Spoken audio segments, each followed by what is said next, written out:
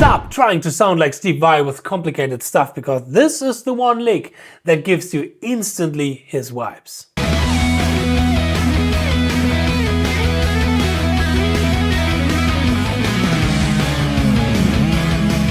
Last year I did a collaboration with Ibanez Germany where I created one solo in the style of 8 legendary Ibanez players. And of course I had to include the legend himself, Steve Vai. While researching his playing, I came across one specific lick, and the moment where I played it, I instantly sounded like Vai. Not because it's fast, not because it's complex, but because it is capturing his musical DNA. And today I'm going to show you how this lick works. Here we go.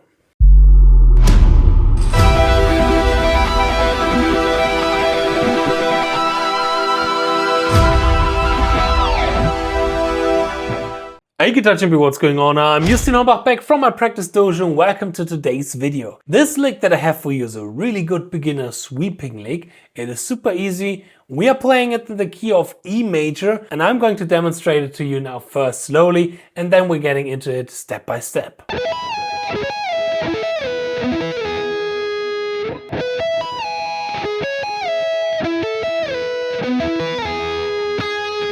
What we're doing here is we are going down the E major triad, starting on the 5ths, and we always go to the target note, the chord notes, with our pinky. So we have the 5ths, going to the 3rd, doing the root, going to the 5ths, going to the major 3rd. And then we are resolving, for example, into a legato run like this. But what we play on top of these chord tones is always a power chord. Or like a semi-power chord, an inversion of a power chord basically. For example, here we have an E power chord, but the 5ths is on the lower note, here on the B.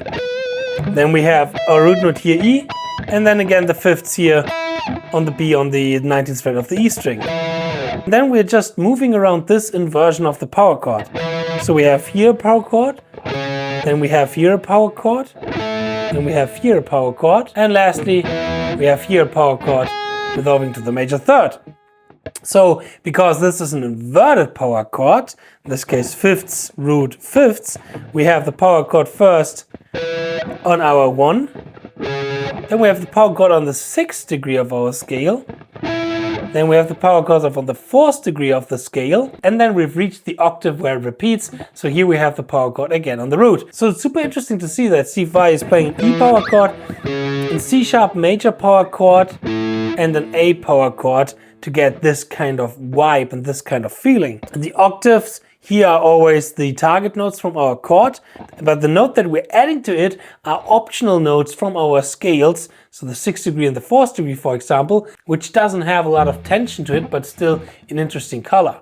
Now for the technique, we are sweeping through the first 3 strings, which means we have to land with our pick on the next string to create the rest stroke. Be aware, this is no sweeping, this is sweeping, even when we are practicing it slowly. After we played the last note, we are sliding to the next chord tone. And then we're repeating that. And again. So I would recommend to practice the slides. Especially this one here. Oh, sorry, you see, it's a quite big one. And then adding to it the sweep, so maybe first practicing this as chunks. If you are not familiar with the sweep technique at all, and if you want to have a starter package for shred guitar and solo shred guitar, then I highly recommend to check out the Gateway to Shred, my 4-week transformational course where I show you in easy lessons, day by day, the next steps that you have to learn to get on your next level of guitar playing. Check the link in the description box for more information. Hey, Justin here, back from my practice dojo. In my editing process, I realized, oh, there's also another really cool trick that we can use with this lick that I actually did in the solo that I showed you in the beginning. And I want to show you this cool trick. So we are doing this now a little bit more natural with the phone cam here and not with the special setup like this cam here, for example. Oh, hello, it's me again. Because what I did actually is not only to see the octave notes as the notes of the chord, like an E major, the 5th, the 3rd, the 1, etc., etc.